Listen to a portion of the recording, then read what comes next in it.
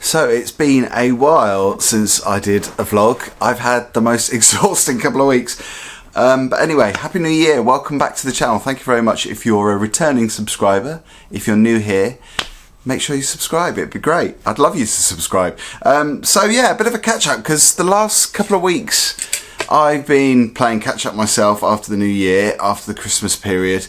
Last week, to be honest, I didn't fancy vlogging at all because there was nothing interesting or what I thought would be interesting for the vlog to really talk about. So last week was playing catch up, emails, chasing work, doing some DJ gigs. Yeah, just kind of recovering from the festive period. So there was nothing really that I was up to. I wasn't really doing any editing work or any interviews. I don't think I did any movie reviews either. But anyway, so this week, a little bit busier. I thought I would share with you what I've been up to. I've been watching a lot of great TV shows, a lot of great movies. I've been reading a really good book. Let me just go and grab it. So this book, I have a feeling I might have mentioned this before, but anyway, this book I bought just before Christmas and I finally got round to finishing it. It's not the biggest book.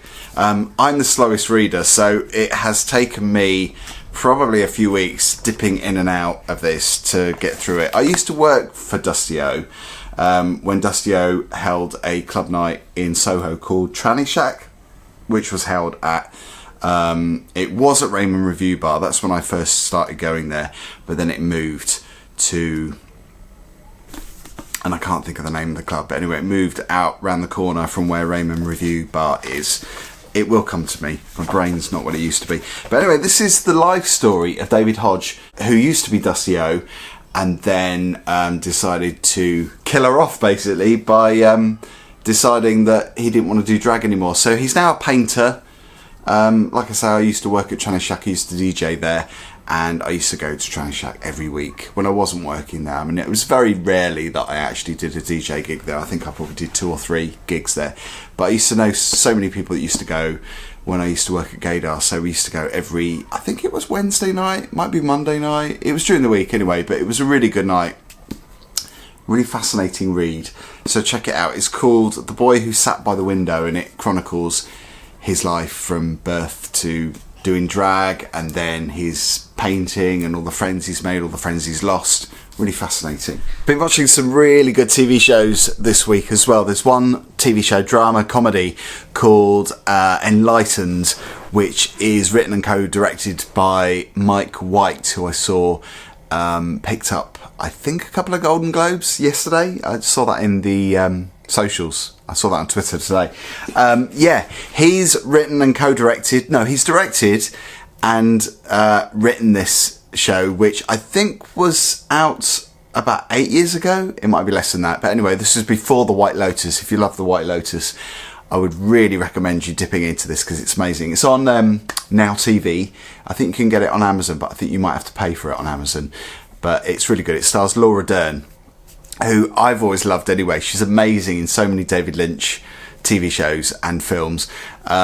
She's so good in this, and it makes you really feel for her. She plays a woman who has a bit of a breakdown at work. She is sleeping with a guy who just brushes her off, and she kind of wants to not get a revenge, but it just shows that's how it opens. It opens with her having a bit of a meltdown at work and then leaving work because she gets fired.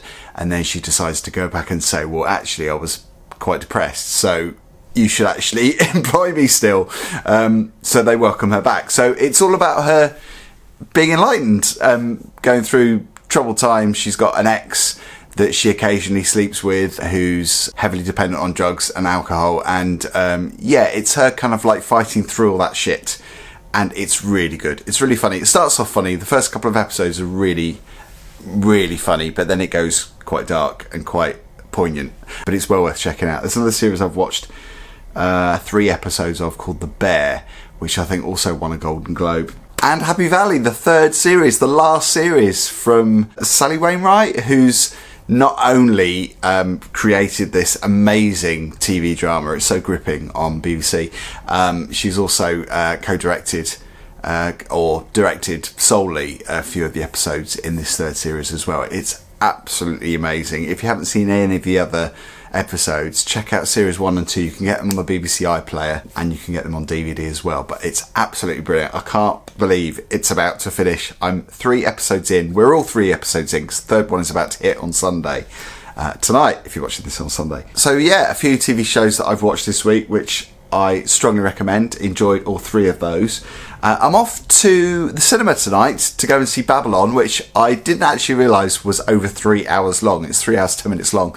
It's from the guy who directed La La Land, a few other films that I can't remember, but anyway, it's his movie and it's been getting mixed reviews. I noticed on Rotten Tomatoes it was something like 53% or something, so I don't know how that's going to be, but anyway, I'm going with Chris, who you might know, you might have seen on the Boys on Film reviews that we do. I've just realised how dark it is. It's starting to go really dark here. It's about 2:30 already. It's starting to go dark. So we're going to be going to Cineworld in Leicester Square to see that movie, which I think hits UK cinemas this coming Friday. It will be out by the time that you see this vlog. So I guess that's where we're taking you now.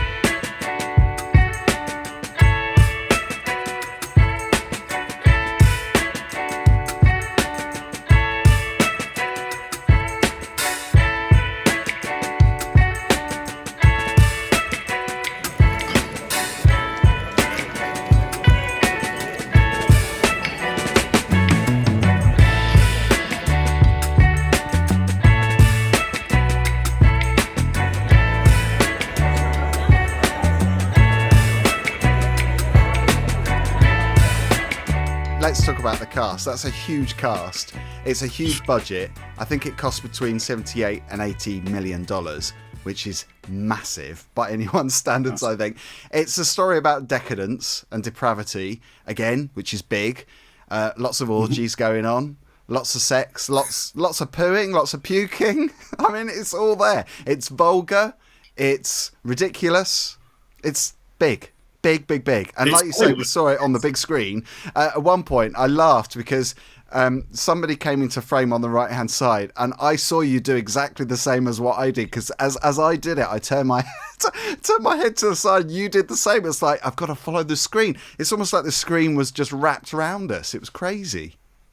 Yeah, absolutely. And, I mean, things like, there's a pile of cocaine, which... if anyone's ever seen a pile of cocaine, it's quite a bizarre sight anyway. But this was like, 20 feet tall on the screen in front of us. I mean, the scale of everything is just like, as you say, like the orgy scene, the nudity is big. Everything is big. And, the first kind of 20 minutes, half an hour, I actually ended up, I felt quite dizzy because you're just on this kind of amazing journey of kind of decadence. And, it's been a long time since I've been on a journey like that myself.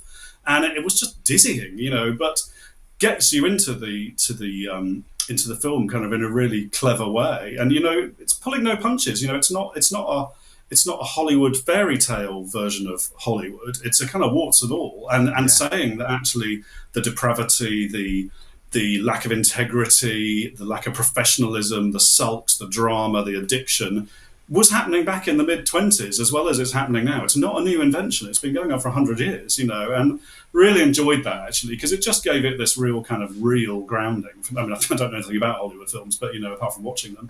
But, it just felt real. It felt kind of big and real.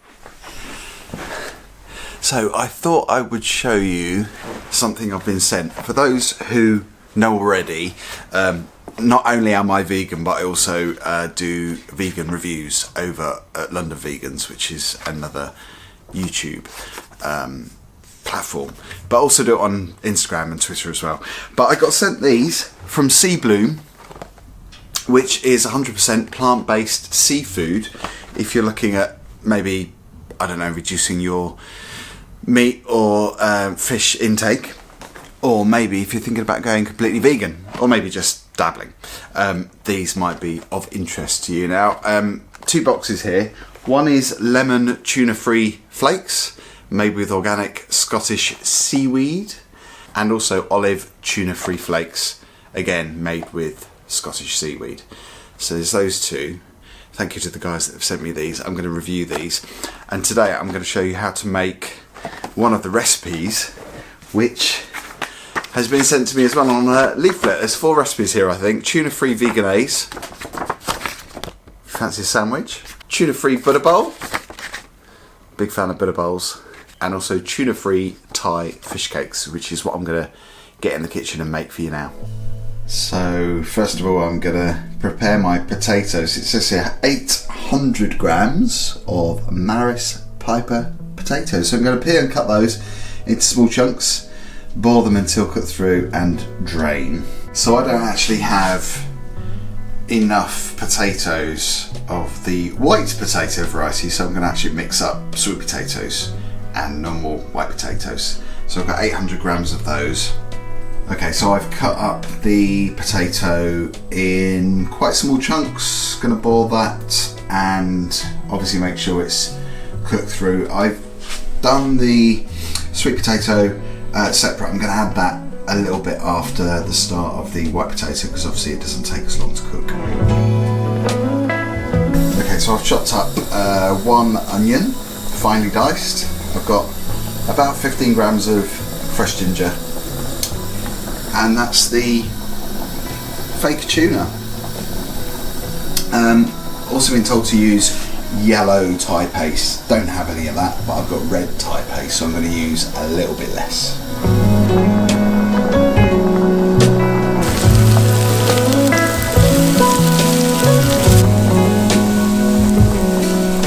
Okay, so the potatoes are drained, the onion is cooked, lemon is squeezed. I've divided them into 9 and coated them with sesame seeds, and then they're going to go in the oven.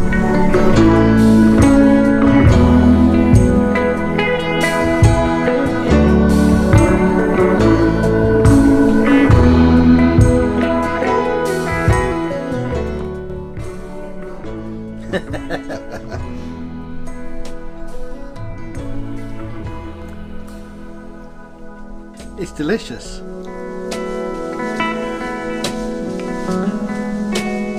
They were really good. They were really tasty. Looking forward to using that product for some other recipes. So that's where I'm going to leave the vlog for this week. Thank you to all the people who have supported these videos or any of the other content that I've been producing on this YouTube channel. I've got a really quiet weekend this weekend. It's Saturday today. I've not got any DJ gigs, so I'm looking forward to just relaxing, just taking it easy, watching loads of movies and TV shows. So yeah, I'll hopefully have some interesting stuff to record next week.